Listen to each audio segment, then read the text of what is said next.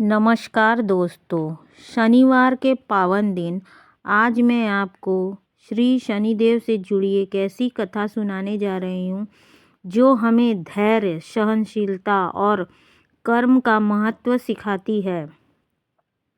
बहुत समय पहले उज्जैन नगरी में एक प्रतापी और न्यायप्रिय राजा राज्य करते थे। राजा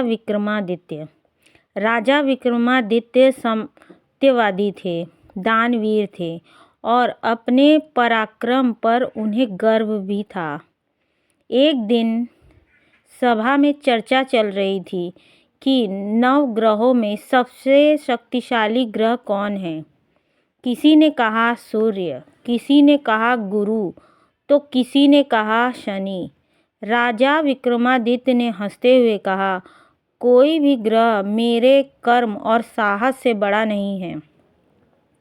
यह बात शनिदेव तक पहुंची। शनिदेव क्रोधित नहीं हुए। उन्होंने सोचा समय ही राजा को उत्तर देगा। कुछ समय बाद राजा विक्रमादित्य पर शनि की दशा आरंभ हुई। राजा का राज्य छिन गया। अपनों ने साथ छोड़ दिया और वे साधारण मनुष्य की तरह भटकने लगे।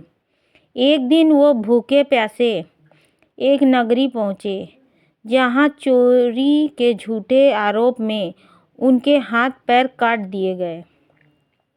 जो राजा कभी सिंहासन पर बैठता था, वहीं अब अपमान और पीड़ा सह रहा था। लेकिन राजा ने न कभी शनिदेव को कोसा, न अपने भाग्य को। वे मन ही मन कहते, यदि यह मेरे कर्मों का फल है तो मैं इसे स्वीकार करता हूँ। वर्षों तक कष्ट सहने के बाद एक दिन राजा एक मंदिर के बाहर बैठे थे। तभी एक दिव्य प्रकाश प्रकट हुआ और शनिदेव सामने आए। शनिदेव बोले, हे राजन, तुमने कष्ट में भी धैर्य और विनम्रता नहीं छोड़ी। अब तुम्हारी परीक्षा पूर्ण हुई। शनिदेव के स्पर्श से राजा के हाथ पैर ठीक हो गए। उन्हें फिर से राज्य, सम्मान और वैभव प्राप्त हुआ।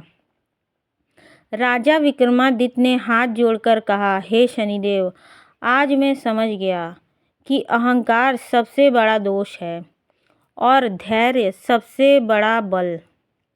हमें इस कहानी से ये शिक्षा मिलती है कि शनिदेव का उद्देश्य किसी को दुख देना नहीं है, बल्कि मनुष्य को सही मार्ग पर लाना है। जो धैर्य से रहता है, विनम्र रहता है और कर्म नहीं छोड़ता, शनिदेव उसी के सबसे बड़े रक्षक बने रहते हैं। दोस्तों, इस कथा से हमें यही सीख मिलती है कि बुरा समय हमें तोड़ते नहीं, सुधारने आता है। अगर कहानी अच्छी लगी हो तो लाइक और शेयर ज़रूर करिएगा।